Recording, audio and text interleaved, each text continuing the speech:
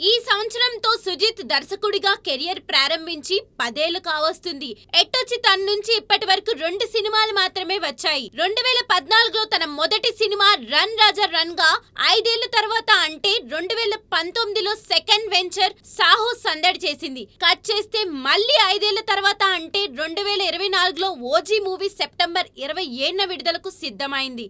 అంటే సుజిత్ తొలి 3 చిత్రాలు కూడా 5 ఏళ్ల గ్యాప్ సెంటిమెంట్ తోనే వెండితెరపైకి వస్తున్నట్టే. అయితే తన 4వ సినిమాని మాత్రం ఏడాదిలోపే జనం ముందుకి తీసుకొచ్చే ప్రయత్నాలు చేస్తున్నాడు సుజిత్. నానితో చేయబోతున్న ఈ మూవీ 2025లో రిలీజ్ కానుంది.